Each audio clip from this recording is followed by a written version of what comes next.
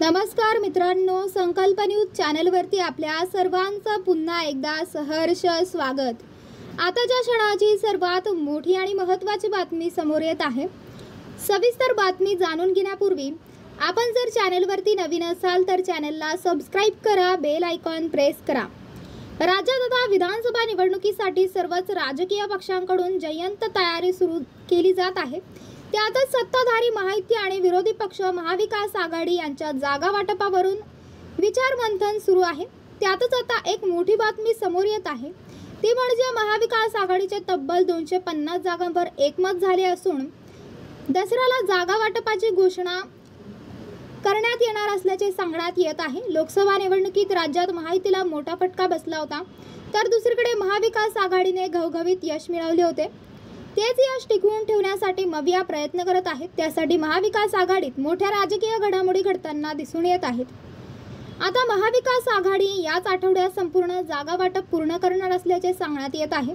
त्यानंतर दसऱ्याच्या जवळपास तिन्ही पक्षांकडून एकत्रित जागा वाटप जाहीर करण्यात येणार आहे। मात्र अजूनही काही जागांवर महाविकास आघाडीमध्ये तिढा कायम आहे।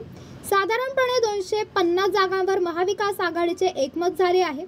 या जागांचे जागा वाटप महाविकास आघाडीकडून दसऱ्याच्या दरम्यान जाहीर करण्यात येणार असल्याचे म्हटले जात आहे। दरम्यान सोमवारी विदर्भातील काही जागांवर पुन्हा एकदा चर्चा करण्यात आली।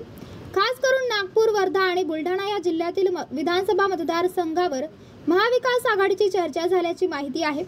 विदर्भातील जागा संदर्भात पहिल्या टप्प्यातील बैठकीमध्ये एकूण 12 जागांवर तिढा होता।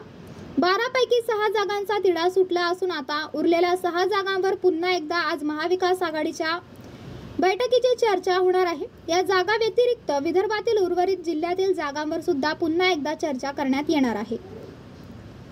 तर मित्रांनो, आपल्याला काय वाटतंय? आपली प्रतिक्रिया आम्हाला कमेंट बॉक्सच्या माध्यमातून नक्कीच कळवा आणि चॅनलला आणखीनही सबस्क्राइब केलं नसेल तर चॅनलला सबस्क्राइब करा, बेल आयकॉन प्रेस करा, जेणेकरून असेच नवनवीन व्हिडिओ व चालू राजकीय घडामोडी सर्वप्रथम आपल्याला या चॅनलवरती बघायला मिळतील। भेटूया आता पुढच्या व्हिडिओज, तोपर्यंत धन्यवाद। जय महाराष्ट्र।